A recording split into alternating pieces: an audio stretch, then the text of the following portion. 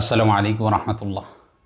কেমন আছেন বন্ধুরা? সবাই আশা করি ভালো আছেন, আর ভালো থাকেন দোয়া সকলের জন্য করি। একটি সুখবর হলো 15 সেপ্টেম্বর থেকে শুরু হতে যাচ্ছে আমাদের তদবির শিক্ষা কোর্স। যেই সমস্ত বন্ধুরা ভর্তি হতে আগ্রহী ডিসপ্লেতে দেওয়া নাম্বারে যোগাযোগ করে ভর্তি হয়ে যাবেন। আজকে একটি গুরুত্বপূর্ণ বিষয় নিয়ে আপনাদের সাথে আলোচনা করতে চাচ্ছি, যেই বিষয়টি সকলেরই শোনা দরকার এবং মনেও রাখা দরকার এবং সতর্কতা অবলম্বন করা দরকার। গতকালের একটা দুঃখজনক ঘটনা আপনাদেরকে শোনাইতে যাচ্ছি। আমাকে খুলনা বিভাগের একজন লোকের ব্যাপারে ফোন দেওয়া হয়েছে। লোকটির ঘটনা আমাকে শোনানো হলো যে লোকটি মানুষের সাথে মাছ ধরার জন্য রাতে নদীতে গিয়েছিল, অর্থাৎ যেই বিল আছে এই বিলে গিয়েছিল।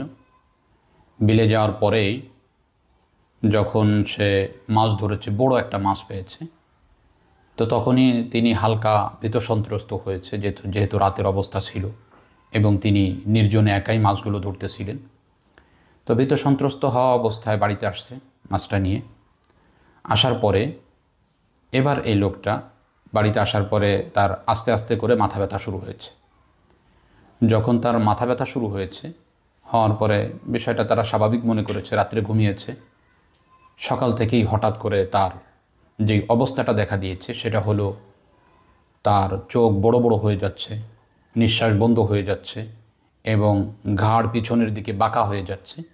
এইরূপ একটা ভীতসন্ত্রস্ত অবস্থা তৈরি হয়েছে, যেটাকে আমরা স্বাভাবিক অবস্থায় জিন্নাতের নিদর্শন বা আলামত বলে আমরা বুঝি। তো ওনারা ইমার্জেন্সিভাবে তাকে খুলনাতে নিয়ে গেছে। খুলনাতে ডাক্তারের কাছে যাওয়ার পরে ডাক্তার পরীক্ষা নিরীক্ষা করেছে। কোনো নিরুপায় হয়ে নিঃশ্বাস স্বাভাবিক না হওয়ার কারণে তাদের যে উচ্চ লেভেলের চিকিৎসা আছে এগুলো প্রয়োগ করেছে, কিন্তু ডাক্তাররা পরীক্ষা নিরীক্ষা করে কোনো রোগ তার পায়নি। এ অবস্থায় 2-1 দিন রেখে তারা খুলনা থেকে ঢাকার উদ্দেশ্যে রোগীকে পাঠিয়ে দিয়েছে। তো রোগীকে নিয়ে তারা ঢাকাতে গেছে, সুনামধন্য যে হসপিটাল আছে সেখানে গেছে। তারা পুনরায় পরীক্ষা নিরীক্ষা করেছে, রোগীর মধ্যে কোনো রোগ তারা পায়নি। কিন্তু রোগী কয়েক মিনিট পরই তার ঘাড় বাঁকা হয়ে যাচ্ছে, চোখগুলো বের হয়ে যেতে চাচ্ছে, নিঃশ্বাস বন্ধ হয়ে যাচ্ছে, এরূপ একটা অবস্থা হচ্ছে। সর্বশেষ পর্যায়ে গতকাল আমাকে কল দেওয়া হয়। আমরা এখান থেকে পরীক্ষা করে, যদিও পরীক্ষাগুলো একটা সম্ভাবনাময় জ্ঞান অর্জন হয়, বাকি আমাদের এখানে পরীক্ষায় দেখা যায় যে তার শরীরে জিন্নাতের প্রভাব রয়েছে। তো আমাদেরকে বলা হয় তার চিকিৎসা করার জন্য। এখন একে তো সে হসপিটালে রয়েছে, ঢাকাতে রয়েছে। আমরা দূর থেকে জিন থেকে মানুষকে হেফাজত করার জন্য যে চিকিৎসা দেওয়া দরকার সেগুলো যথাসাধ্য প্রয়োগ করি এবং ইমার্জেন্সিভাবে প্রয়োগ করি। কিন্তু তারপরেও আফসোস ও পরিতাপের বিষয় হলো সর্বশেষ সন্ধ্যার সময় আমার কাছে সংবাদ এসেছে রোগীটি মারা গেছে।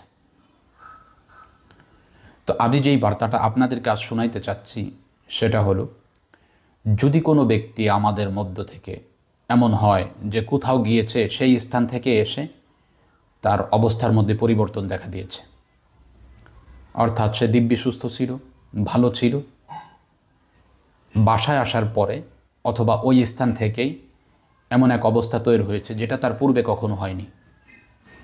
এবং এই অবস্থাটা যদি এমন হয় যে রোগীর নিঃশ্বাস বন্ধ হয়ে যায়, ঘাড় দিকে বাঁকা হয়ে যেতে থাকে এবং হাত পা শক্ত হয়ে যায়, কারো কারো মুখ দিয়ে যদি লালা বের হয়, এইরূপ যদি অবস্থা হয়ে থাকে, এটা ওনারা নিশ্চিত মনে করতে পারেন এটা জিন্নাতের কারণে হয়।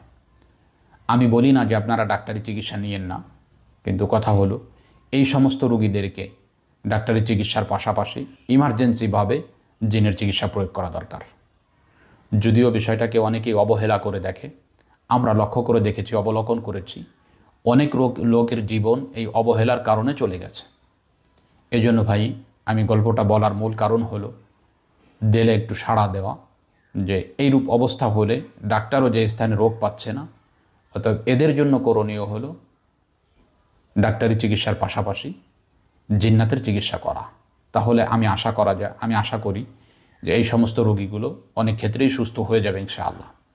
তো বন্ধুরা, আজকে পর্যন্তই। সর্বশেষ সুসংবাদটি আবার মনে করিয়ে দিচ্ছি, আমাদের 15 সেপ্টেম্বর থেকে শুরু হতে যাচ্ছে তদবির শিক্ষা কোর্স। যে সমস্ত বন্ধুরা আমাদের কোর্সে ভর্তি হতে আগ্রহী ডিসপ্লেতে দেওয়া নাম্বারে যোগাযোগ করে ভর্তি হয়ে যাবেন ইনশাআল্লাহ। আসসালামু আলাইকুম ওয়া রাহমাতুল্লাহ।